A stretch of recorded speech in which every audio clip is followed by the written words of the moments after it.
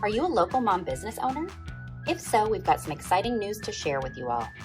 The doors to our Working Moms of San Antonio business owners community are now open. Join us now in our supportive new community for local networking events, customizable social media templates, classes and workshops, business resources, and to be a part of our exclusive referral directory.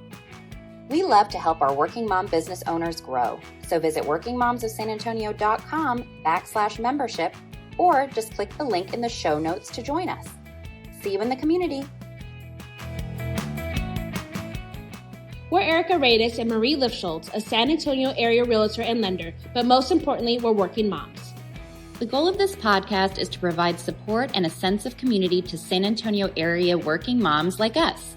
So join us in trying to find a balance between career, family, and everything in between.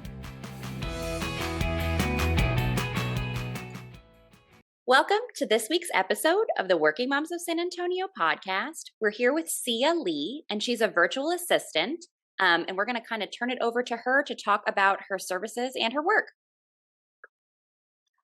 Hi, everyone. My name is Siane Li, and I am a mom of 3 kids, and I'm also a work-from-home mom.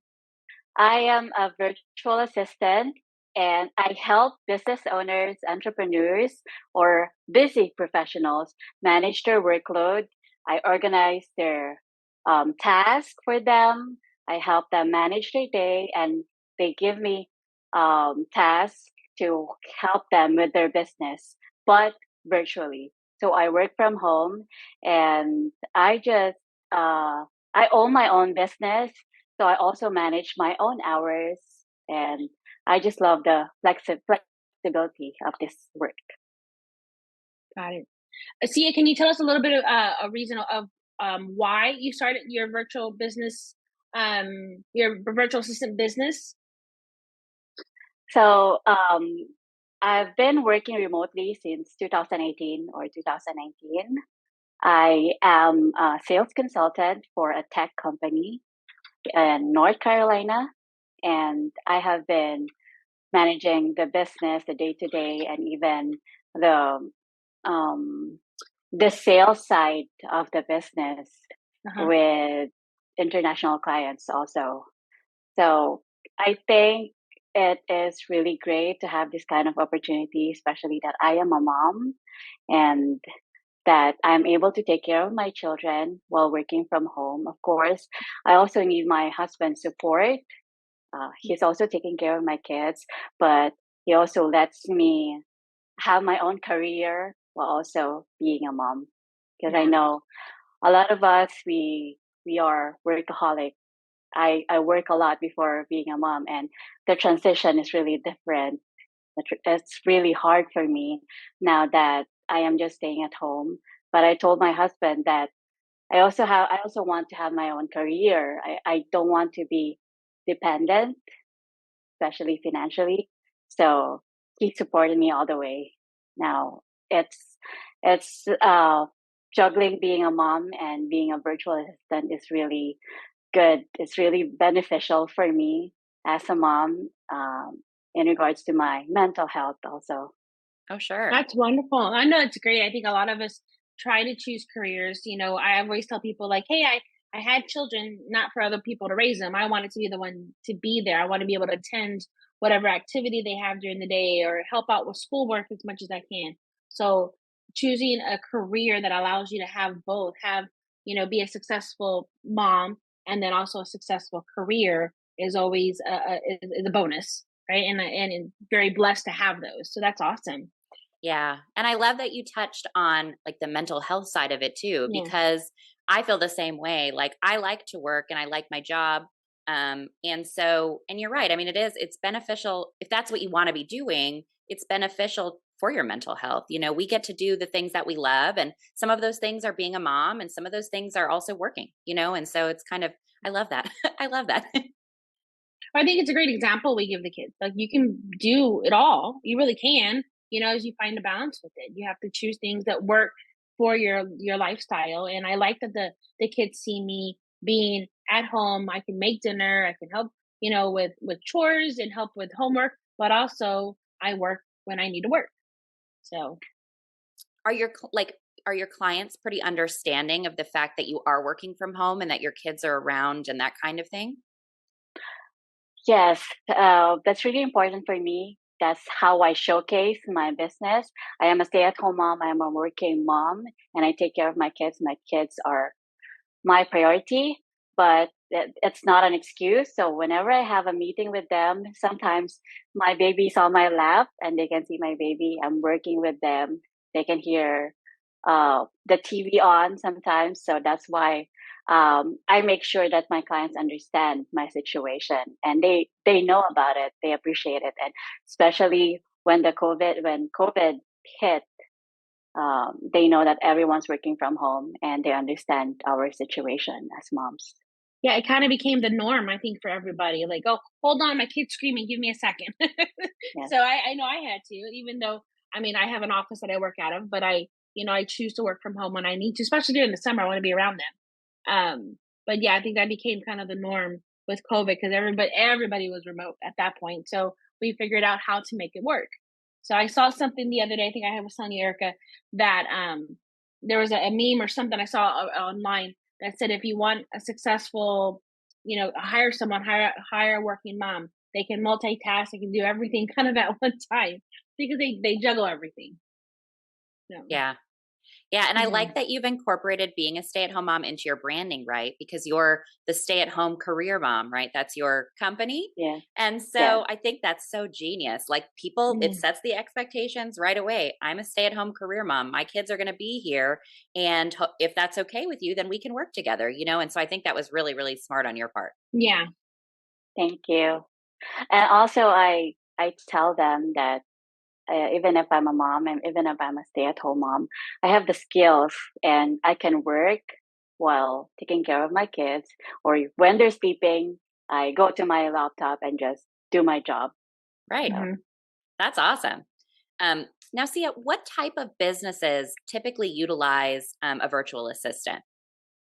yes, there are different kinds of virtual assistant. It depends on their specialty or it depends on their niche. So some are social media managers, some are general administrative assistants, assistants, and some are on sales, doing phone calls, outbound calls. Just people reaching out to you. But for me, before I started my business, I I did a lot of work. It's so big. It's so broad. I try to get as much clients as I can, but I Sure. Mhm. realized that it doesn't work. So I have to have my own niche. And since mental health and motherhood is really important to me, it's close to my heart. So I decided to work with therapists, mental health therapists. Oh, Oh, I that's love great. that. Yeah, you get to help people in a topic that's important to you. So that's kind of Yeah. a neat way to niche down and probably pretty easy to relate to for you then. Yes. I'm not the one talking to the clients, Sure. but I help the therapist manage their workload so they can be uh, better therapists. They can provide care better without you know uh, the back end that's bothering them. Right. Yeah, they get to do what they love and you get to do what you love. So that's kind of a best of both worlds Yeah. situation. Um great. Well, and so what does a typical workday look like for you? Are you helping people all day long or is it kind of sparse or how does that work for you? I have my own hours. I tell them that I have my packages, like they can do 20 hours per Oh, month, 30 hours per month, or 40 hours per month is the busiest. But usually they get me for tasks that doesn't require me to be on my laptop for a long time, or I can be flexible with my hours, like managing their social media or their blogs or website. I can work on it at night and just schedule it for them. And oh, then I right. just monitor my hours and invoice it to them at the end of the month. Or they can also give me the task that they need uh, before the start. before the week starts, and I can Mm-hmm. finish it for them for the whole week. Oh, that's So it's good. pretty it's flexible. Yeah, and you kind Yeah. of know what to expect then too, which is probably nice. Yeah. Well, it sounds like you have to be really organized and kind of on top of your game and kind of know. Are there any tips here that you could give working moms who maybe are kind of struggling with, hey, I might need to hire a virtual assistant, but I'm not quite there yet. Maybe I don't, is there some things that maybe that you do that might help a working mom out? That hey, this is how I schedule my day, and this is how I can complete some of these tasks. Maybe that's something you can share with our community. I think the the best advice that I could give them is they have to invest in in themselves. So they have to learn what they want to do, or how they do it. There's a lot of free resources online, YouTube or even Coursera, a lot of online resources that's free and they can learn from it, especially if they're doing their own business. They don't have the budget yet to hire someone. They can follow other people online that's doing their job, and they can just follow it and put it in their business. And Right. I think for organization, the best thing they can do for their business is they have to focus on one task first. They can't multitask on a lot of things. They have to list the things that they need for the day and just finish it step by step. That's good advice. Yeah. I Yeah, it know, is. with work and stuff, you can think about, and I'm like a list person. I like to write things down and cross it off. Even if it's like super mundane stuff, it makes me feel good to cross it off. Um, but I'm like that because oftentimes if I don't write stuff down or get organized, like you're talking about for the day, I'm constantly thinking like that thought keeps creeping up in the back of my mind. Oh yeah, you've got to do that next week. You've got to do that next week. You've got to do that next week. And it's not something I have to even do right now. But then I start feeling overwhelmed because it's like I've got all this stuff, but then this other thing is back here, and I just feel like it can get to be a lot. So you're right, just making a list for the day, and just doing that, I'm sure is helpful. And I mean, I find it helpful for me when I do that like I'm supposed to. Yeah, I struggle with I used to do very well in a previous role. I time blocked, so I knew for sure I would get up before my children a lot of the times and work very early in the morning because I'm my best early in the morning. So I would get up, work, do certain things I needed to do, then wake them up, get them ready for school, make breakfast and lunches and so forth, and then send them off and then do other things. But in my role now, because I'm more in sales and I'm kind of driven by when my phone rings, I don't know how to time block my time as well. So I'm not as productive as I should be. So I might be working on a task that I need to get done that day. My phone rings, I stop that task, and then I pick up the phone and I get distracted and I'm like, okay, what was I doing? And I have to I start back over to figure out where I was. So I'm not the best at being organized because of how I manage my phone. And that's the part that I need to turn my phone off for just a little bit so I can get my task done so I can focus on one thing, like you said. Yes, Yeah. that's true. Yeah. I'm often jealous of people that just know exactly what like to expect from their workday day to day. You know what I mean? In our industry, like Marie said, things can be kind of Mm-hmm. all over the place and you do have to be flexible. And so sometimes I think to myself, what it must be like to just know what your workday will look like every single day. And you just are like there to do it, Yeah. you know?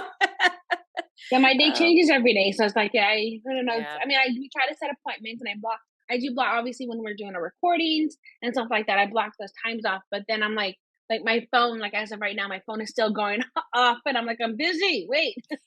Yeah. Um, I think I also have, I remember I also have an advice regarding email organization or file Okay. organization. sure. I always tell my clients if you don't need it, just delete or archive it. Yeah. So a lot of people, they think that they need something like their files or images that they save in their laptop and they're not going to use it for years. And I just tell them, just archive or delete it. It just takes up space in your memory or in your laptop. So Mm-hmm. That's a good that's point. really helpful. Yeah. Yeah.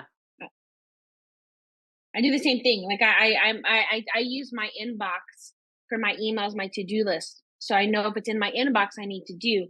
So I don't I don't archive them. I sometimes delete them depending on what it is, but I do move them into folders so they're out of my view if it's not something I need to work on. Yeah, I should be more like that. My inbox is just full of stuff. It's so crazy in there. And sometimes it stresses me out to open it. But that's okay. So Sia, we often ask people on our podcast what their favorite thing is about what they're doing. And so we want to know what your favorite thing is. So my favorite thing in my job as a mom and as a virtual assistant is to be able to take care of my children while working. It's the flexibility, the hours that I can work at my own pace. And also, since I'm staying at home with my kids all the time or most of the time, I have this ability to talk to an adult.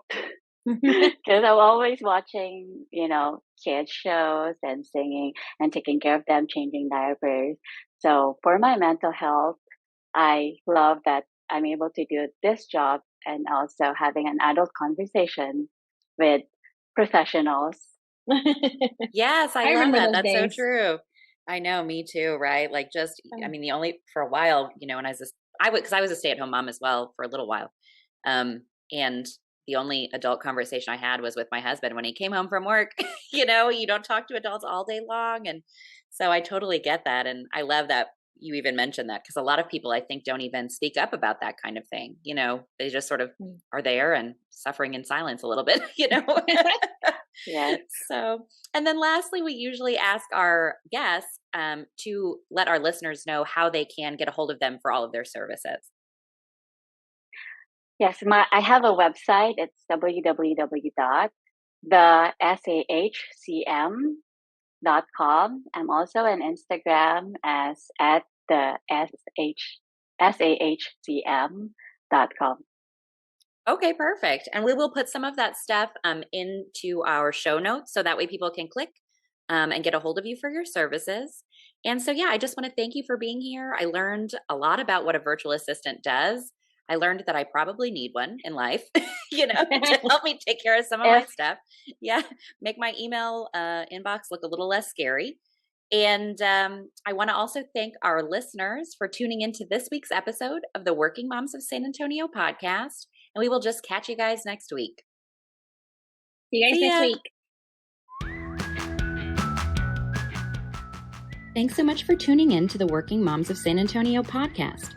Be sure to follow us on social media at our respective Instagram accounts or join our Working Moms of San Antonio Facebook group.